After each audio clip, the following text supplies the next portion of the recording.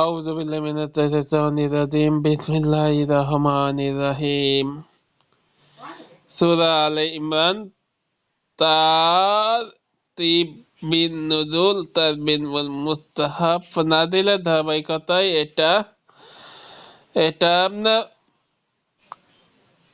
নাজিলের ধারাবাহিকতা তথা কোরআটির পরে তা বিবেচনা এটি 89তম সূরা। এর আগে সূরা আনফাল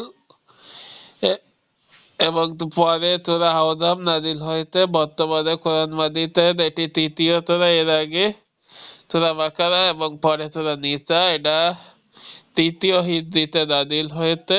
সূরা রং ৩ মাদানী, আয়াত ২০০।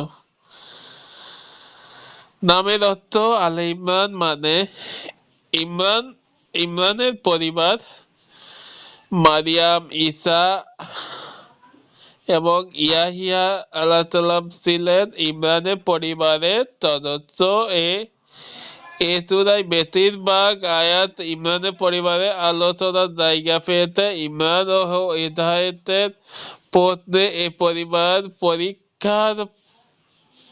পরীক্ষার মুখোমুখি হয়েছে। আবার ধৈর্য ও আল্লাহর উপর চূড়ান্ত ভরসার মাধ্যমে তার তেতা পাহাড়তম পরীক্ষা উপড়েও গেছেন। গোটা মুসলিম উম্মার জন্য তার উদাহরণ। সেখান থেকেই সূরার নাম করা হয়েছে আলে ইমরান।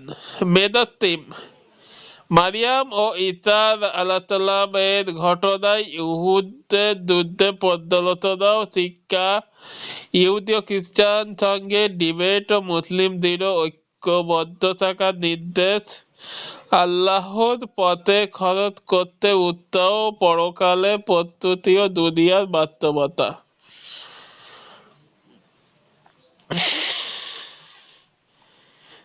দুনিয়ার শুরুতে বলা হয়েছে আল্লাহ তাআলা সত্য কোরআন পাঠিয়েছেন যাতে মানুষের জন্য সঠিক পথের সন্ধান আছে, অর্থাৎ প্রজ্ঞা ও সঠিক পথের একমাত্র উৎস তিনি।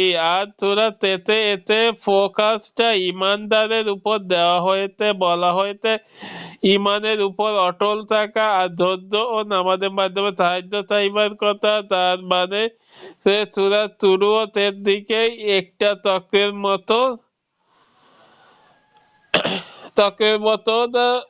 যা শুরু হয়েছে হিদায়াতের কথা দিয়ে আর শেষ হয়েছে বাস্তবায়নের কথা বলে। অন্যান্য সূরার সঙ্গে সম্পর্ক: এই সূরার আগে সূরাটি হলো সূরা বাকারা। এর দিকে আয়াতগুলো আসমানি কিতাব ও আল্লাহর উপর ঈমান সম্পর্কে। এই সূরার শুরুতে এক আল্লাহর প্রতি ঈমান ও আসমানি কিতাবগুলো তথ্যতা সম্পর্কে আলোচনা করা হয়েছে। সাদে নুজুল: সাদ অর্থ ঘটনা, নুজুল অর্থ অবতরণ।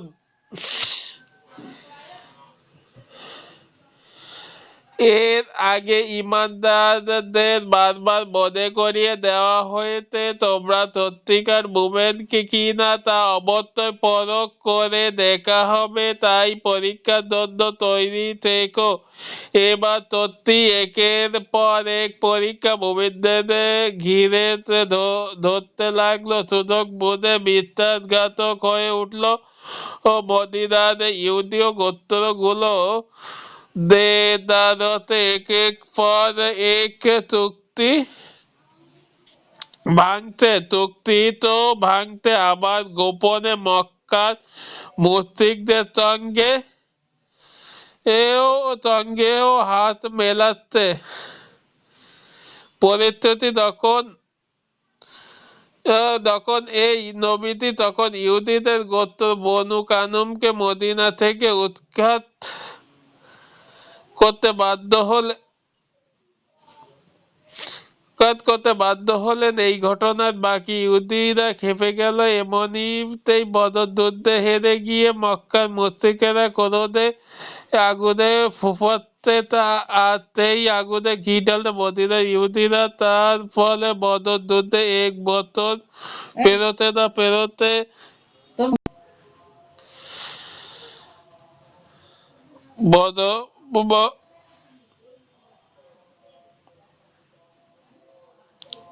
বদর যুদ্ধে এক বছর ফেরতের মধ্যে 3,000 তরুণদের বহল নিয়ে মদিনা আক্রমণ করতে মক্কা প্রতিগ্রহণীর এতে যুদ্ধ সংগঠিত হলো উহুদ পাহাড়ের গোড়ায়। নবীদের এখানে সৈন্য নিয়ে মদিনা থেকে বের হলেও পথে তিনটা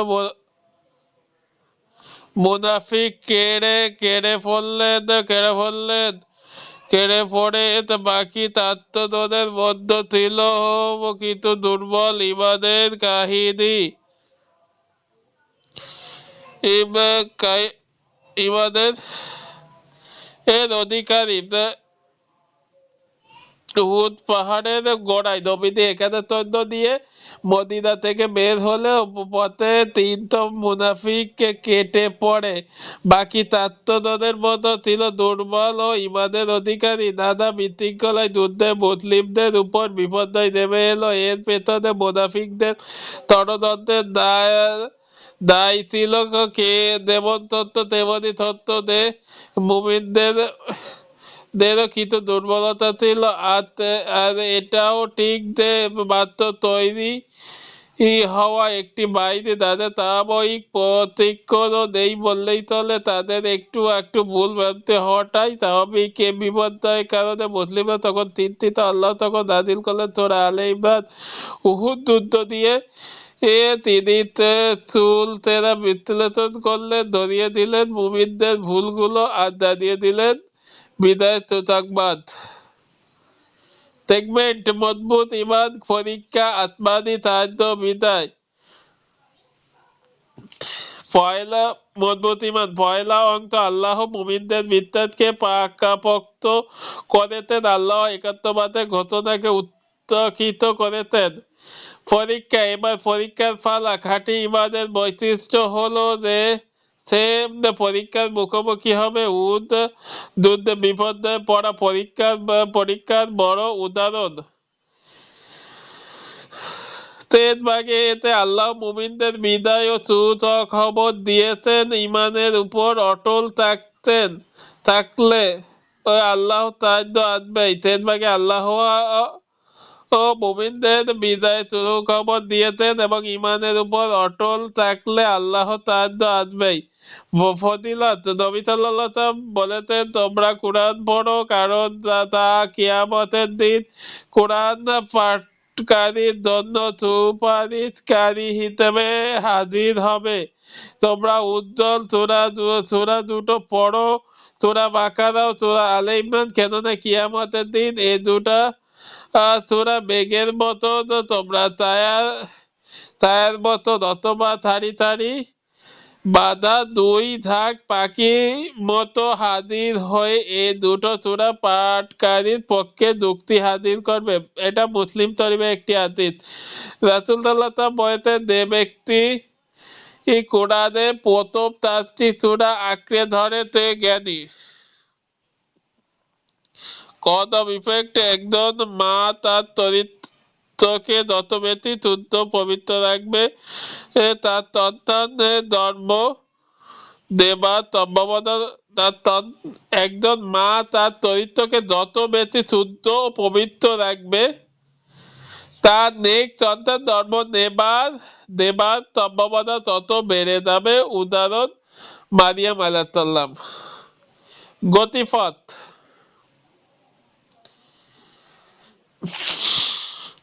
ভূমিকা, সূরাটি শুরু হয়েছে আল্লাহর উপর অবিচল ঈমান ও হিদায়াতের আলোচনা দিয়ে। ঐতিহাসিক উদাহরণ, আগের নবীগণ ও তাদের অনুসারীদের দেখে শেখা, যেমন ইমরান ও পরিবার ও হাওয়াই তথা ঈসা আলাইহিস সালাম এর নির্ভেজাল অনুসারীরা। বাস্তব প্রশিক্ষণ কেবল ইতিহাস থেকে শেখা যায় না, হাতে কলমেও শিখতে হয়, শিখে আবার পরীক্ষা দিতে হয়। তাই উহুদ যুদ্ধে বিপর্যয়ের মাধ্যমে আল্লাহ মুমিনদেরকে ইমানের উপর অটল থাকার বাস্তব প্রশিক্ষণ দিয়েছেন। অধ্যবসায় ত্যাগ তিতিক্ষের আহ্বান। আল্লাহর রাস্তায় চলতে গেলে বাধা বিপত্তি আসবেই। শুরুতে শুনতে হবে অনেক কটু কথা, তবে তেতবের পরোয়া না করে অবিচল থাকতে হবে দিনের পথে। তেনটলতি বা তত বাধা বিপত্তি ও কঠিন প্রবাহের ইমানের উপর অটল থাকা। এই চেষ্টাটি ঈসা আলাইহিসসালাম যখন তাওহীদের দিকে ডাকতে লাগলো, বেশিরভাগ মানুষ তার বিরোধিতা করলো, তখন তার পাশে দাঁড়িয়েছিল অল্প কয়েকজন নির্ভেজাল ইমানদার মানুষ। কোরআন তাদের পরিচয় করিয়েছেন হাওয়াবি হিসেবে। হাওয়াবি মানে পরিচ্ছন্ন ও ভেজাল মুক্ত ও খাঁটি মনের মানুষ, যারা সমস্ত বিপদে কথা ভুলে দিনের সহযোগিতায় এগিয়ে আসে। ঈসা আলাইহিসসালাম যখন জিজ্ঞেস করেছিলেন কে কে আল্লাহর সাহায্যে এগিয়ে আসবে, তখন হাওয়ায় বিহারে স্পষ্ট ভাষায় ঘোষণা করলেন, আমরা আল্লাহর সাহায্যে এগিয়ে আসবো। তো কোরআন এই হাওয়াই বিতে আল্লাহ ও আমাদের জন্য উদাহরণ হিসেবে হাজির করেছেন, যাতে আমরা তাদেরকে নিয়ে এই চেষ্টাটি করি। তাদের দিকে তাকালে আমরা একজন সত্যিকার মোমেনের গুণাবলী কেমন হবে সেই খোঁজ পাই। সত্যিকার মোমেনরা ইমানের উপর অটল থাকে, তত্ত্বকে সমর্থন দিয়ে সব সময় তৈরি থাকে নিজেদেরকে এখন প্রশ্ন করা প্রয়োজন, আমরাও কি ঠিক কঠিন সময় দিনের পথে সহযোগিতা ও ওভাবে পাতে থাকবো? বার্তাটি স্পষ্ট, দিনের সহযোগিতায় আমাদেরকেও হয়ে উঠতে হবে এক একজন হাওয়াবি। ওভারভিউ 1 থেকে 18 কোরআন ও মানব জাতির জন্য হিদায়াত ও পরীক্ষা। আর এই পরীক্ষার ব্যর্থদের জন্য আছে ভয়ঙ্কর শাস্তি। 19 থেকে 44 ইসলাম কেবল কিছু আচার অনুষ্ঠান নয়, কে নবী হওয়ার যোগ্য তা আল্লাহ ও ভালো জানেন, তাই রাসূলকে হিংসা করা অনুচিত। 45 থেকে 63 ঈসা আলাইহিসসালামের ধর্ম ছিল বিস্ময়কর, কিন্তু তিনি আল্লাহ একজন রাসূল ও গোলাম তারা আর কিছুই ছিলেন না। 164 থেকে 99 ইব্রাহিম আলাইহিসসালাম সম্পর্কে ইহুদি খ্রিস্টানদের দাপ্পাবাদী ফার্স্ট। তিনি ইহুদি কিংবা খ্রিস্টান নন, বরং তিনি ছিলেন সচ্চা মুসলমান।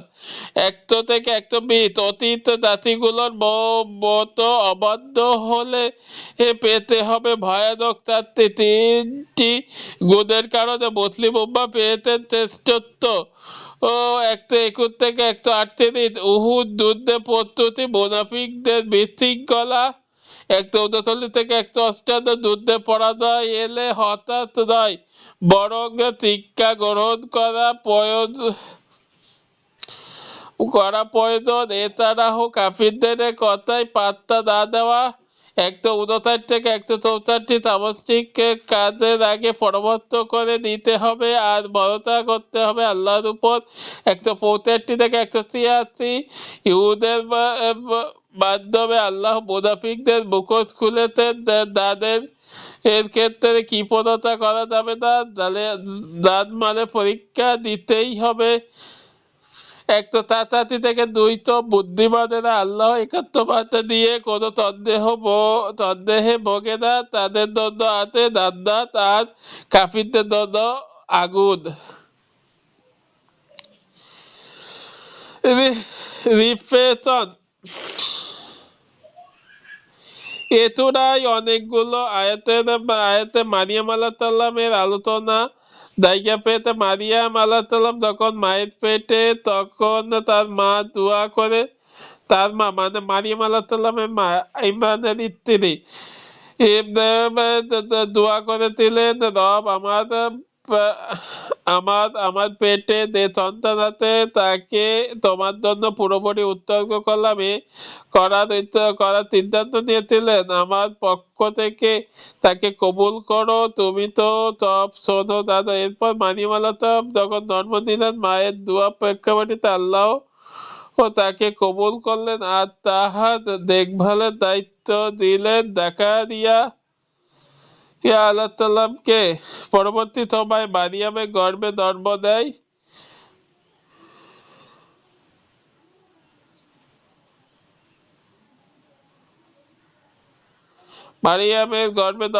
নবী ঈসা আলাইহিসসালাম। এভাবেই মারিয়াম হয়ে গেলেন একজন সম্মানিত নবীর মা।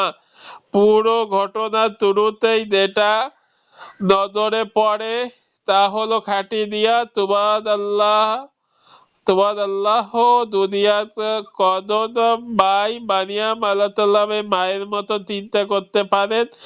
আর এর বিনিময় দেখুন, শুধু একটা নিয়তের বিনিময়ে আল্লাহ তার মেয়েকে এভাবে কবুল করলেন, নবীর মা বানিয়ে দিলেন। কাজেই সন্তান জন্ম দেবার আগেই নিয়তটা বিশুদ্ধ করুন। সন্তানকে দিয়ে প্রচুর দুনিয়াবি কামাই অর্জন করাবে সন্তানকে দিয়ে প্রচুর দুনিয়াবি কামাই অর্জন করাবেন এমন স্বপ্ন দেখবেন না। আরেকটি বিষয় দেখুন, মারিয়াম আলাইহিসসালামকে খুব ছোট বয়সে একজন নবীর তত্ত্বাবধানে দিয়ে দেওয়া হয়েছে। এতে একদিকে মারিয়াম আলাইহিসসালাম যেমন প্রজ্ঞা বিচক্ষণতা শিক্ষা পেয়েছেন, অন্যদিকে চারিত্রিক ভাবেও একজন পবিত্র নারী হিসেবে বেড়ে উঠেছেন। এসবের ফলাফল ঈসা আলাইহিসসালামের জন্মের পর লোকজন অপবাদ দিলেন চমৎকার নিপুণতার তাতে পরিস্থিতি সামাল দিয়েছেন। কোরআনে বহু জায়গায় তাকে মুসলিম নারীদের জন্য অনুসরণীয় উদাহরণ হিসেবে তুলে ধরা হয়েছে। তার মানে আমরা বুঝতে পারলাম, সন্তানকে ছোটবেলা থেকে আদব ও তারবিয়াত ও বিচক্ষণতা শেখানোর জন্য জ্ঞানী ও গুণী মানুষের তগিটাতে রাখতে হবে। তিরমিজি, আবু দাউদ। আক্ষেপ অর্থ প্রজ্ঞা বিচক্ষণ, হাকিম কথাটি এতে হিকমাহ থেকে ইমাম দাজ্জাল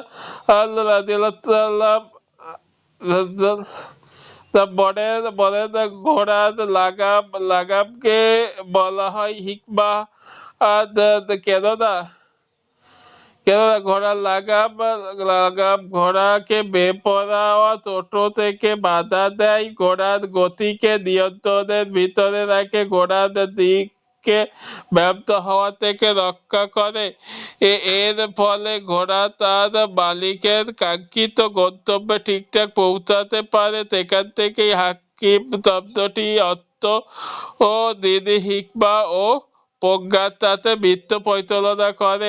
তার মানে আমরা বুঝতে পারলাম, আল্লাহ যখন আমাদের কোনো কাজ করতে নিষেধ করেন তখন এর পেছনে অবশ্যই কোনো না কোনো মহৎ উদ্দেশ্য থাকে। আমাদের যখনই কোনো ক্ষতি হয় বা চলন হারাই তখন আমরা কষ্ট পেলেও এর পেছনে কোনো একটা রহস্য থাকে। কেননা পথের চেষ্টা আমরা দেখতে পাই না, চূড়ান্ত গন্তব্য জানি না। ঘোড়ার মালিককে যেমন পথের চেষ্টা জানেন না বলেই লাগাম টেনে রাখেন, ঘোড়াকে এদিক ওদিক ছুটে দেন আল্লাহ তাআলা তার হিকমা ও কৌশল দিয়ে দুনিয়াবি কর্মকাণ্ডের উপর পুরোপুরি নিয়ন্ত্রণ রাখেন। আরেকটা হচ্ছে ওয়াহাব অর্থাৎ মহান দাতা। ওয়াহাব নামটি এতে হিবা থেকে, হিবা মানে কাউকে কিছু দেওয়া, তবে হেমন ভাবে দেওয়া যে তার থেকে কোনো বিনিময় আশা হয় না। এর কারণে উপহারকে বলা হয় হিবা। বিনিময় হতে পারে দু রকমের, এক টাকা কড়ি অর্থবিত্ত, দুই সম্মান ভালোবাসা পক্ষাঘাত। ও আল্লাহ তাআলা যখনই বান্দাকে তার অগণিত নিয়ামত দেন তখন তিনি বান্দার কাছ থেকে কোনো বিনিময় চান না, তত্ত্বহীন ভাবে দেন। এমনকি লোকটি যদি আল্লাহর বিরোধিতাও করে ইবাদত মহান দাতা ওয়াকাব দাতা আর নামটি এতে হিবা থেকে, হিবা মানে কাউকে কিন্তু দেওয়া, তবে এমন ভাবে দেওয়া তার কাছ থেকে কোনো বিনিময় আশা করা হয় না। এই কারণেই এই উপহারকে হিবা বা বিনিময় হতে পারে দু রকম: এক, টাকা কড়ি অর্থবিত্ত; দুই, তম্বাত ভালোমতো পক্ষপাত। আল্লাহ ও তাআলা যখন বান্দাকে তাহার অগণিত নিয়ামত দেন তখন তিনি বান্দার কাছে কোনো বিনিময় চান না, তত্ত্বহীন ভাবে দেন। এমনকি লোকটি যদি আল্লাহর বিরোধিতাও করে, তার হুকুমের অমান্য করে, তবুও তিনি দেওয়া থামিয়ে দেন না। তারা আল্লাহর বিনিময় দেওয়ার মতো সামর্থ্য তো বান্দার নেই। এ কারণেই তার নাম আল ওয়াহাব। তার আল্লাহ বিনিময় দেবার মতন